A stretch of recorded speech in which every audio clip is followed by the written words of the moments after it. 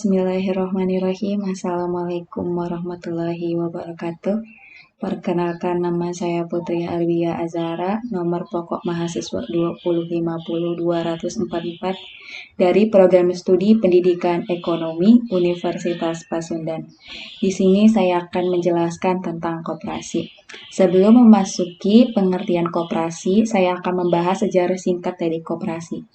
Sejarah koperasi telah hadir sejak abad ke-20, dimulai dari usaha kecil yang dilakukan oleh rakyat-rakyat kecil pula.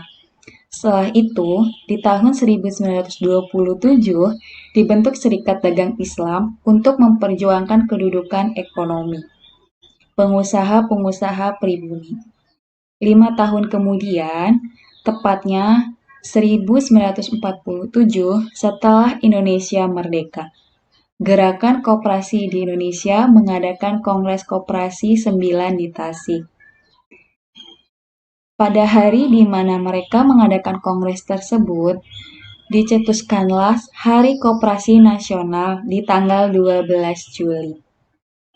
Koperasi memiliki pengertian. Koperasi berasal dari kata ko yang berarti bersama dan operation yang berarti bekerja. Jadi, secara bahasa, koperasi berarti suatu perkumpulan yang beranggotakan orang ataupun badan yang melakukan kerjasama. Menurut Undang-Undang Nomor 25 Tahun 1992, koperasi adalah badan usaha yang beranggotakan orang-orang atau badan hukum.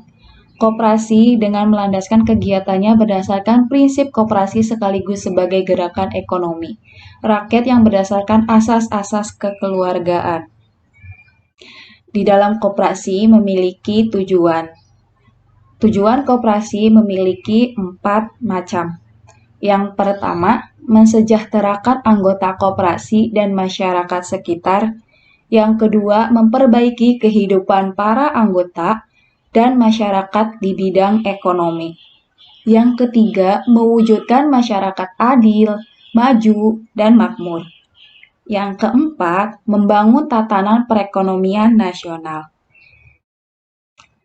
Di dalam koperasi memiliki landasan. Landasan koperasi memiliki 3 landasan dan 1 asas koperasi. Yang pertama, landasan ideal Pancasila. Yang kedua, landasan struktural. Yang ketiga, landasan operasional pasal 33 Undang-Undang Dasar tahun 1945. Dan asas koperasi adalah kekeluargaan. Landasan ideal Pancasila adalah sebagai sarana untuk mencapai masyarakat adil dan makmur, koperasi tidak lepas dari landasan-landasan hukum. Sebagai landasan, berpijaknya koperasi Indonesia adalah Pancasila. Yang kedua, landasan struktural Undang-Undang Dasar tahun 1945 adalah Undang-Undang Dasar 1945 menempatkan koperasi pada kedudukan sebagai soko guru perekonomian nasional. Yang ketiga, landasan operasional pasal 33 Undang-Undang Dasar 1945 adalah Undang-Undang Dasar 1945 pasal 33 ayat 1 yang berbunyi, perekonomian Indonesia disusun sebagai usaha bersama atas asas kekeluargaan. Dalam penjelasannya antara lain, dinyatakan bahwa kemakmuran masyarakat yang diutamakan bukan kemakmuran perorangan, dan bentuk perusahaan yang sesuai dengan itu adalah koperasi. Undang-Undang Koperasi Nomor 25 Tahun 1992 tentang perkoperasian memiliki 10 ciri-ciri. Yang pertama ada sifat sukarela pada keanggotaannya. Yang kedua, rapat anggota merupakan kekuasaan tertinggi dalam koperasi. Yang ketiga, koperasi bersifat non-kapitalis. Yang keempat, kegiatannya berdasarkan prinsip swadaya atau usaha sendiri, swakerta buatan sendiri, atau swasembada kemampuan sendiri. Yang kelima, perkumpulan orang. Yang keenam, pembagian keuntungan menurut perbandingan jasa. Jasa modal dibatasi. Yang ketujuh, tujuannya meringankan beban ekonomi anggotanya, memperbaiki kesejahteraan anggotanya, pada khususnya dan masyarakat pada umumnya. Yang kedelapan, modal tidak tetap, berubah menurut banyaknya simpanan anggota. Yang kesembilan, tidak mementingkan pemasukan modal atau pekerjaan usaha tetapi anggota pribadi dengan prinsip kebersamaan. Yang ke-10, dalam rapat anggota, tiap anggota masing-masing satu suara tanpa memperhatikan jumlah modal masing-masing.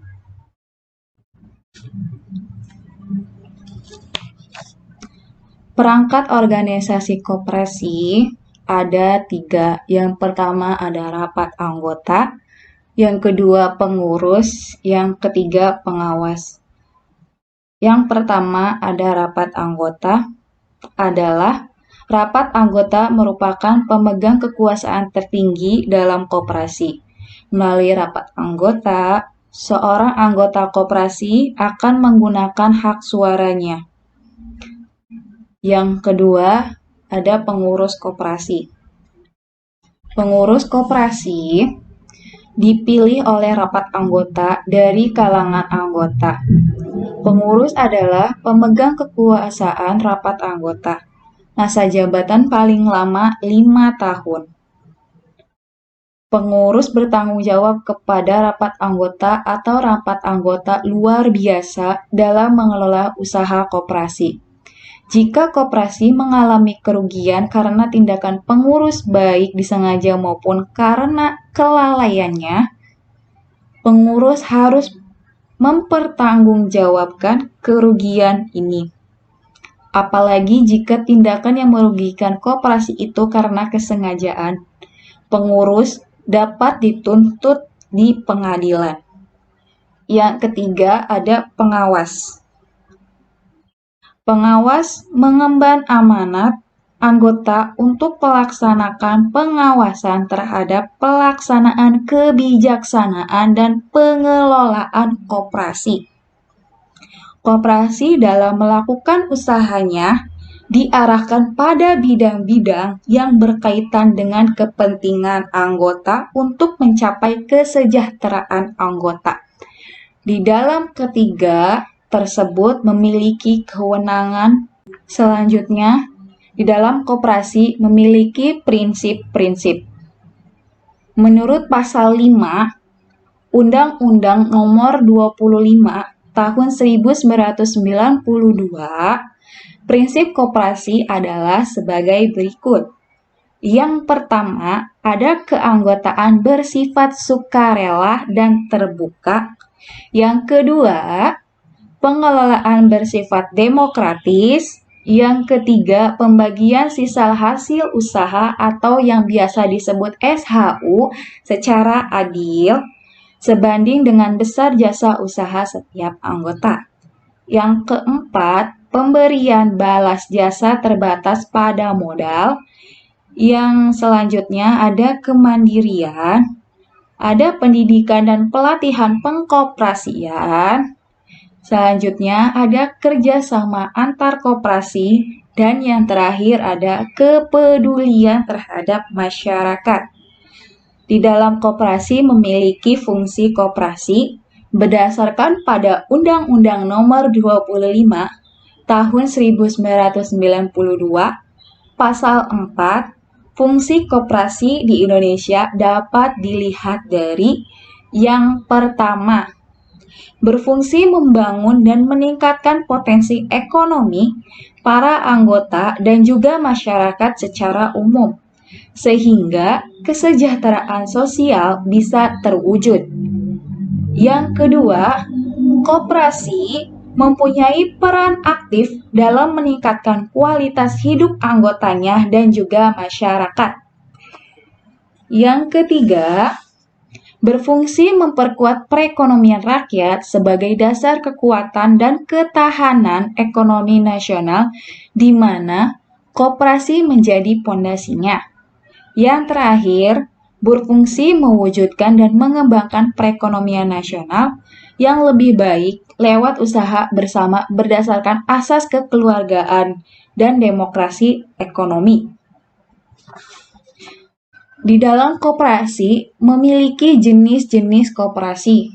Koperasi memiliki 4 jenis. Yang pertama ada koperasi produksi, yang kedua ada koperasi konsumsi, yang ketiga ada koperasi jasa, yang keempat ada koperasi simpan pinjam, dan yang terakhir ada koperasi serba usaha atau KSU. Kita akan bahas satu persatu.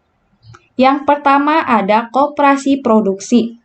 Koperasi produksi merupakan jenis koperasi di mana para anggotanya terdiri dari para produsen, baik itu produk barang ataupun jasa.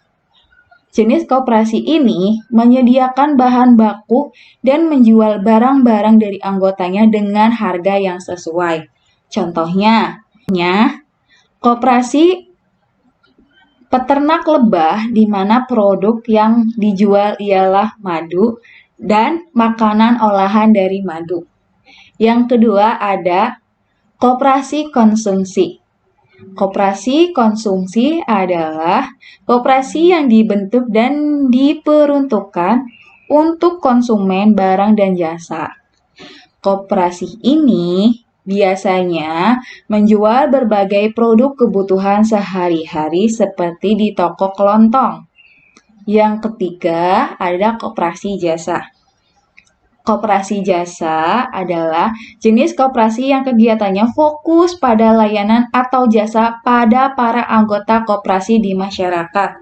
Contohnya, layanan yang disediakan oleh koperasi jasa ialah jasa angkutan atau jasa asuransi. Yang keempat, ada koperasi simpan pinjam. Koperasi simpan pinjam sering disebut dengan koperasi kredit.